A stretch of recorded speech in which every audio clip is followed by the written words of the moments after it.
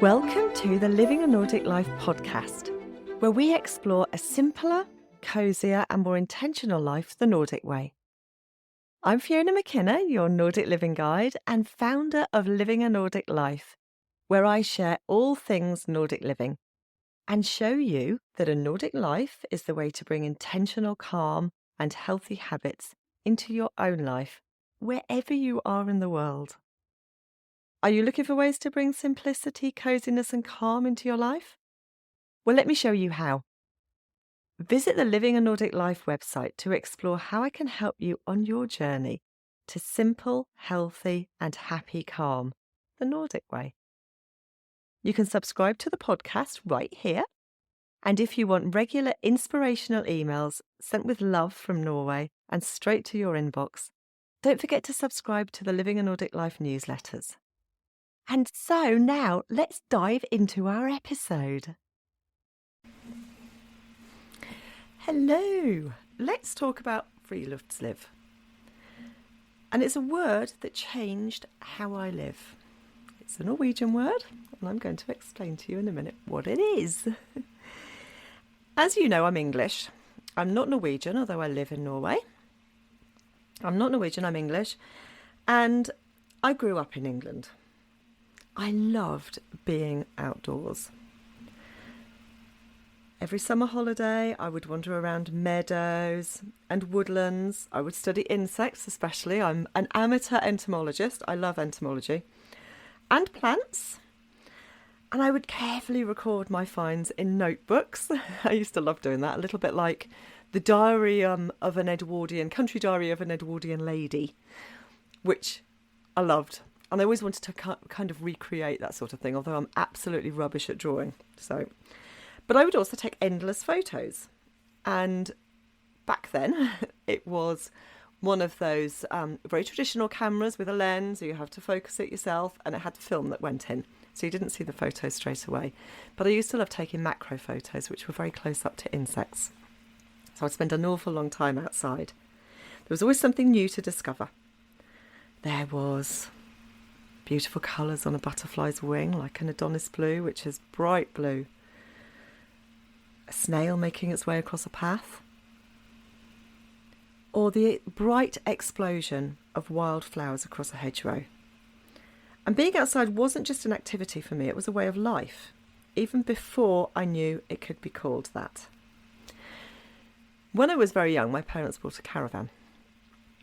And one of my happiest childhood memories came from these simple caravanning holidays that we would have.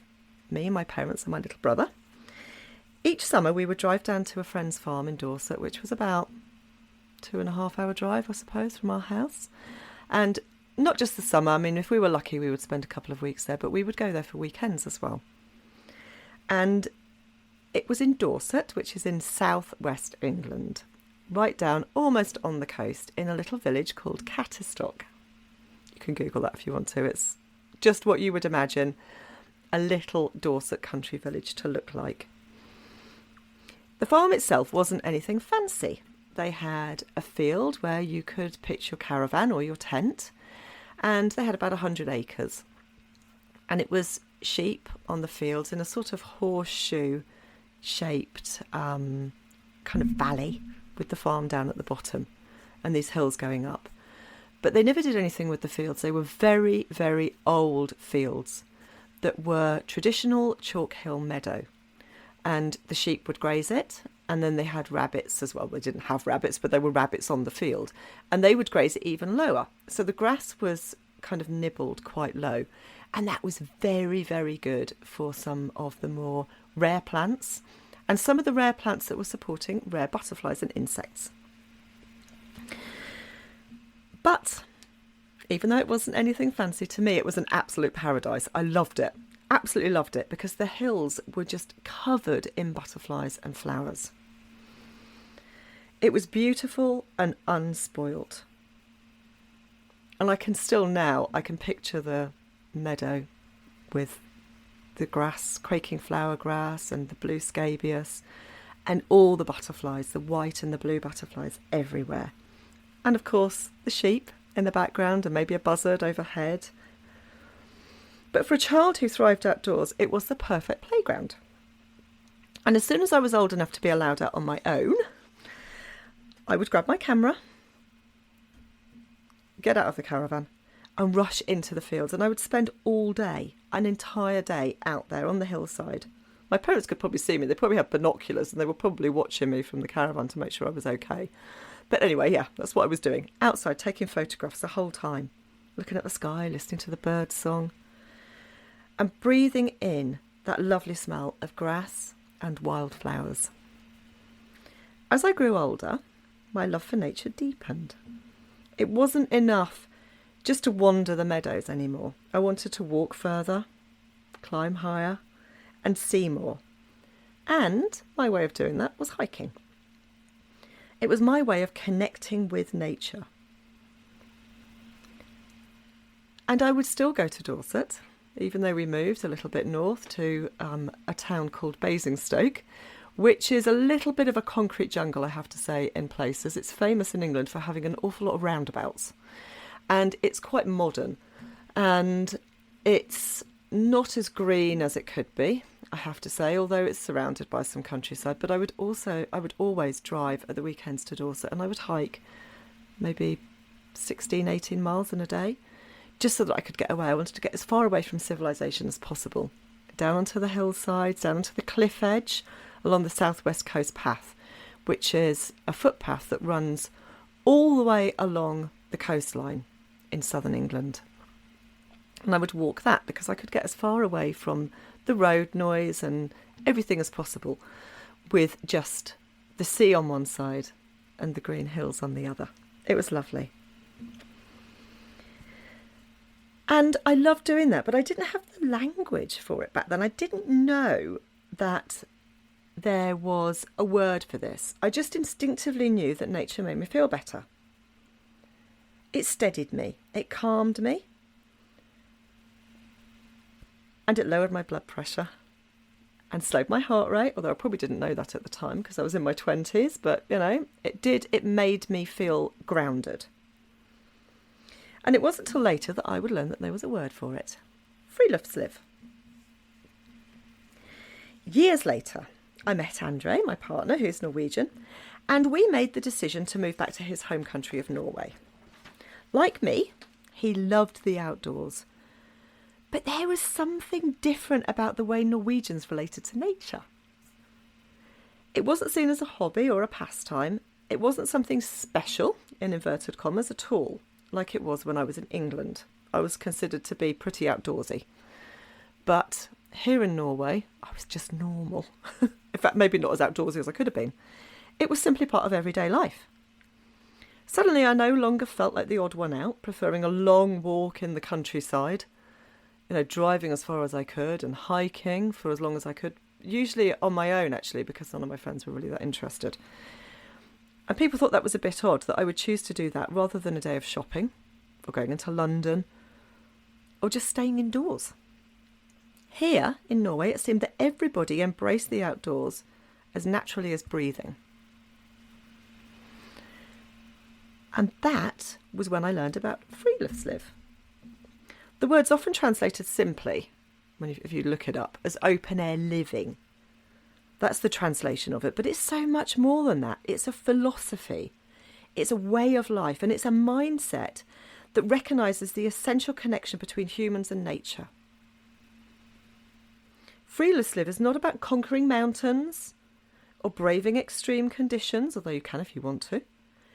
It's about noticing the small details, taking time to appreciate your surroundings outside and allowing nature to nurture you.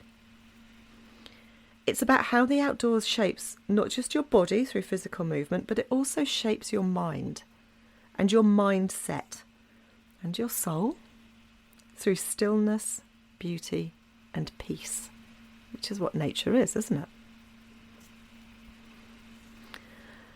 And now, thinking back, I wonder how it would have been if I'd known this word as a child. I know my parents didn't know it. They'd never been to Scandinavia at all, as far as I know. And they didn't know what Friluftsliv was. But if somebody had explained to me that there was a name for what I loved so much, perhaps I would have cherished it even more. I wouldn't have felt quite so odd. And certainly if it had been taught in school, as it is here, I would have understood earlier that nature wasn't just my personal escape. It was something fundamentally human. It was something we all need. And when I walk out into the forest here in Norway, or I sit by the edge of a lake, or I climb up into the mountains with Andre and the kids, I feel that same spark that I did as a child. It's exciting. But now it's richer, deeper, and shared with an entire culture that values it too. Knowing about Friluftsliv has changed me.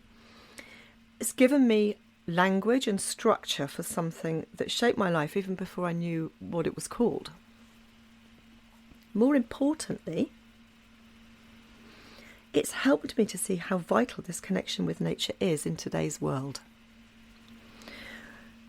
We live in a time, don't we, where busyness and noise seem to rule. In fact, if you're not busy, there's something wrong. Apparently. There isn't anything wrong, so don't think there is. You're allowed to be still, you're allowed to be quiet, you're allowed to do nothing if you want to. But it seems like busyness is something that we must be doing all the time. We're constantly pulled into screens, schedules, and endless emails that seem to be need to be answered immediately, don't they? What is it? When we used to send letters, you would write the letter and you would send it back, and there might be a week. Now, the moment we get a text, we feel that we have to reply to it. The moment we have an email, not only do we feel that we have to reply to it, but the person who's sending it is clearly expecting an immediate reply. And we do that. It doesn't matter what time of day, does it? It needs to stop. This is not okay. Friluftsliv offers an antidote to this. It's a balance, a calm, and a chance to reconnect with the world around us, the natural world around us. Also, it's an opportunity for you to leave your phone at home, or maybe turn it off if you're going to take photos or something with it when you're out. Don't answer that email. Do not answer that text. Do not answer the phone call. They can wait an hour. They're not going to die. They're going to be all right. Unless it's an emergency, but we're assuming it's not. But this realisation eventually planted the seed that became a book for me. I love it that much. I wanted to share these stories, not just of my own life, but of this deeper philosophy of nature that can be embraced anywhere. You don't have to live in the Nordics, I promise you. You could be anywhere in the world for this. It could be a quiet park near your home, on a walk by the sea, or even just sitting on a bench underneath a tree for a bit. What matters is the intention, the pause, the time to notice, and the time to allow the natural world to remind us of who we are and our place in it as well. It's not there just for us to use, it's there for us to be part of. Friluftsliv is not just a Norwegian tradition. It's a gift that we can all learn from. A reminder that life outdoors can nourish us in ways that we forget. Don't we? We're so busy rushing about that we forget that these things are important, very important. It might seem trivial, it might seem frivolous, but it's not. For me, it connects the dots between the child who once spent hours in Dorset Meadows, on that hillside in Catterstock, and the woman who now calls Norway home. And they're very different places as well. And perhaps if we all allowed a little more Friluftsliv into our lives, we might find ourselves calmer, kinder, and more at peace.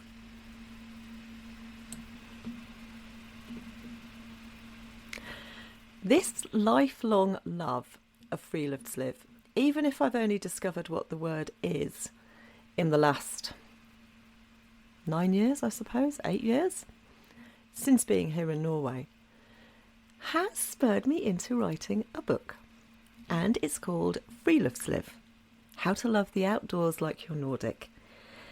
And it's gentle encouragement to get you outside a little bit more, whatever the weather and wherever you live in the world. It's a chance to be a little bit more Nordic and appreciate what the outdoors can do for you, how it can calm you down, it can make you happier, it can raise your mood, and it's there for all of us to enjoy wherever we are. So, if you're interested, it's available on Amazon, or you can go and look on the website, my website, livingandordiclife.com, where you will find a link and a little bit about the book. Or you can look on Amazon and search for me, Fiona McKenna, or the book itself, which is Friluftsliv, How to Love the Outdoors Like You're Nordic. And it's available now. It's new. Go and have a look at it and see if it's something that might encourage you to get outside. And even if you don't get the book, please step outside for a few minutes and see what being out in nature can do for you and how it can take away some of those worries and some of that pressure that we have every day in this busy world. And I will see you in the next episode. If you've enjoyed this episode, please subscribe to the Living a Nordic Life newsletters so you can get an email when I release a new episode. It's a quick and easy way to keep up with all things Nordic living. Please visit livingandordiclife.com. You can listen to Living a Nordic Life on lots of podcast apps, including Spotify, Apple Podcast, Google Podcasts, and plenty of others. If you've enjoyed the Living a Nordic Life podcast, why not leave me a rating? So that's the end of Living a Nordic Life for today, and I look forward to seeing you next time.